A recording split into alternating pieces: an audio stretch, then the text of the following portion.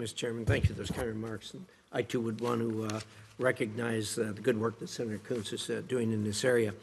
Our last hearing on global food security was in July 2022, 5 months after Putin began his brutal war against Ukraine and his attempt to starve the world into submission. Despite strong efforts to combat this, the overall state of global food insecurity has not improved. 783 million people around the globe suffer from food shortage. 333 million people are facing acute food insecurity. An estimated 47 million people are on the brink of famine. These aren't just statistics, these are actual people. Congress appropriates billions of dollars annually to respond to emergencies through life-saving programs, including Food for Peace and Emergency Food Security Program. This money also supports initiatives to help communities grow their own way out of poverty and become more resilient to food shocks like Russia's war in Ukraine, price spikes, COVID, earthquakes, and hurricanes. These are important programs that we are currently operating. Unfortunately, we spend too much time fighting to resource these programs and too little time on maximizing their impact. For example, nearly 70 years of Food for Peace. After nearly 70 years of Food for Peace, we still can't decide its principal purpose. Is it to feed hungry people or to ensure that one U.S. company operating the 3 bulk carriers available for U.S. food aid deliveries has a big enough subsidy? The inability or unwillingness to resolve this leads to higher costs and lower impact. It also drives well-intentioned advocates to push new legislative ideas or workarounds that only add more layers of bureaucracy and undermine efficiency. Let's be clear. Congress will never appropriate its way out of this current global food security crisis. We need to do better with what we've got.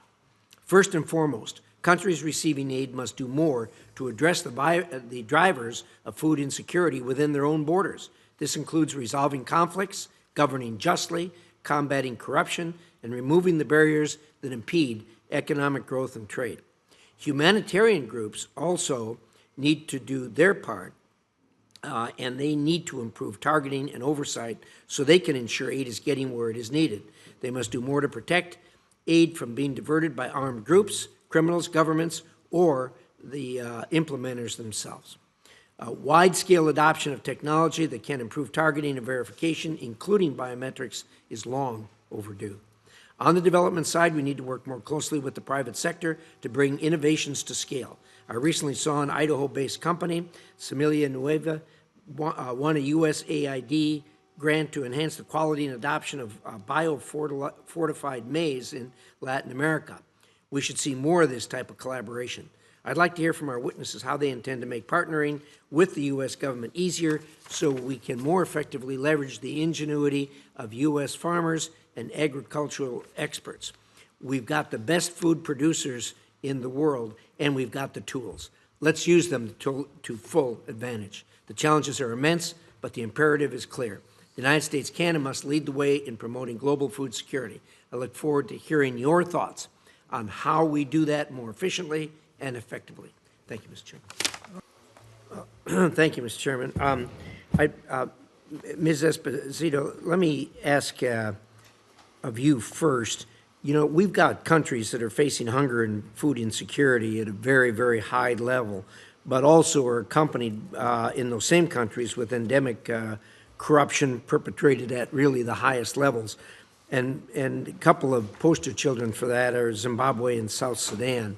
I wonder if you could talk for a few minutes about how USAID ensures that our efforts to improve ag and food security are accomplished without contributing to the corruption.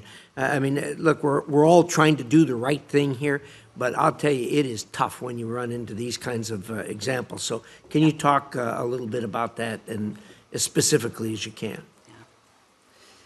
Thank you for the question. The Feed the Future portfolio has really tried to prioritize countries that we think have the commitment to invest in their own agriculture, as well as the opportunity to drive economic growth. So places like Tanzania, which has tripled its investments for agriculture in the last year, and other countries, Zambia, Malawi, Kenya, which are investing in their own future.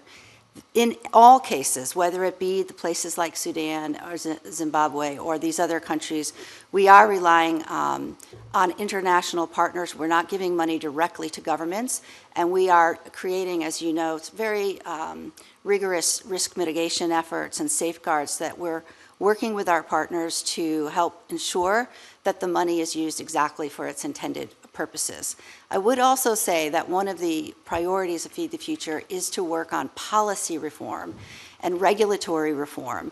Often some of the challenges that we see when Special Envoy Fowler and I were going around Southern Africa is that we really do have an opportunity to influence governments through our policy agenda to catalyze private sector investment, to accept improved seeds, to open regional trade. And so we're trying to use our influence in a way that would actually improve the overall context without contributing to further corruption. Well, I appreciate that, and certainly those efforts are laudable and need to be doubled down, because there's nothing more frustrating than trying to do the right thing and then seeing things wind up in the wrong hands.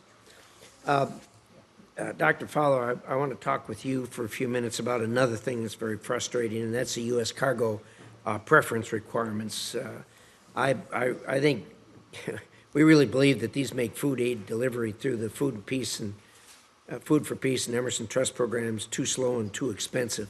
Do you agree or disagree with that? I'll have to Now, apologize. I understand it's a political issue, and so I'll give you the leeway you need there to answer the question. Yeah. Senator, that's an issue that probably is handled a little bit more in detail by my colleagues from AID. I'm afraid I haven't gotten into that. Ms. Esposito, do you have anything to contribute to that? Thank you, Senator Risch. I'm familiar with the cargo preference requirements from my time working in the Office of Food for Peace. I can say that at present, the USAID is able to comply with cargo preference requirements while meeting its humanitarian mandate. But you do know that increased costs for ocean transport on U.S. flag vessels does come at the expense of reaching more people. Today, we estimate it's about twice as much to move bulk cargo on U.S. flag ships than other ships, and they don't always go to the locations that we require. When President Biden ordered an extraordinary drawdown of the Emerson Trust in April of 22, it took 12 months and $388 million to transport $282 million worth of food. And unfortunately, this is not the exception, it's the rule. This is really frustrating when you're talking about spending more money than what you're actually delivering to get it there. What can we do about this? I think that right now we know that there are individuals looking to change the cargo preference one way or another, and we really do want to both support our American farmers where it's appropriate and also meet our humanitarian mandate.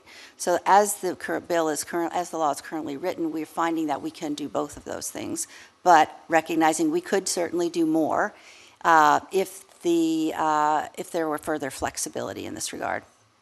My time's up. Thank you, Mr. Chairman. Senator